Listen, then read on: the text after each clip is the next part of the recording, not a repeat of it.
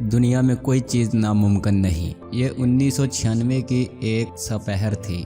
Chicago law school के ठंडे corridor थे और वो उन बरामदों में आहिस्ता आहिस्ता चल रहा था। उसके एक हाथ में ब्रीफ केस था, दूसरे हाथ में फाइलें थीं और उसने ये फाइलें सीने पर रख कर उन्हें हाथ से दबा रखा था। उसके चेहरे पर फिक्र की कई लकीरें बिखरी हुई थीं। वो इस आलम में स्टाफ रूम में दाखिल हुआ। उसके ज़्यादातर कोलीग्स कॉफ़ी के मग उठाकर एक दूसरे से गपशप कर रहे थे। उसने कमरे का जायज़ा लिया। उसका दोस्त खिड़की के पास अकेला खड़ा था।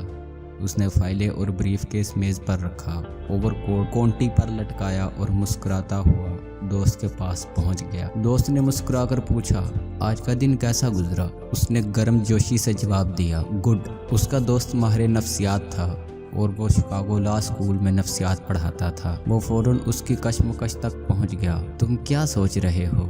उसके दोस्त ने उससे बराह रास्त पूछ लिया।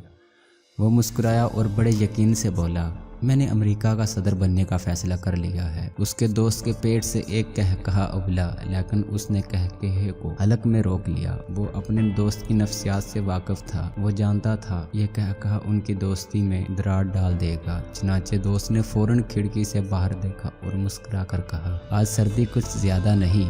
उसने दोस्त के सवाल का कोई जवाब न दिया। दोस्त की नजरें खिड़की से फिसलती हुई वापस उसके चेहरे पर आई। दोस्त ने गौर से उसकी तरफ देखा और मुस्कुराते हुए पूछा, आर यू सीरियस? उसने इस बात में सर हिलाया और बोला, पागलपन की हद तक सीरियस। उसके दोस्त ने उसका हाथ पकड़ा। दोनों खिड़की से चंद कदम पीछे हटे और कुर्सियों पर आकर बैठ गए। नफ्सियातदान दोस्त ने चंद लम्हे सोचा और फिर ठहरे ठहरे लहजे में बोला, मैं तुम्हारे आइडिया के साथ इत्तेफाक नहीं करता। उसने पूछा, क्यों?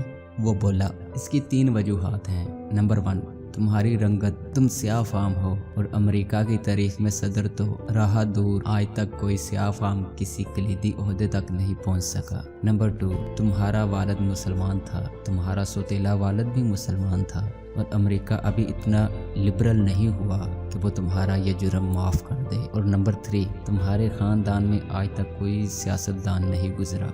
चनांचे मैं ये समझता हूँ, इंसान को कोई ऐसा काम नहीं करना चाहिए जिसका उसे तजर्बा ना हो, जिसमें कामयाबी के इम्कानात कम हो और जिसकी पहले कोई मिसाल भी मौजूद ना हो। उसका दोस्त खामोश हो गया। उसने गौर से दोस्त की बात सुनी और उसके बाद बोला, मेरे पास भी अपने इस फैसले की 3 वजूहात हैं।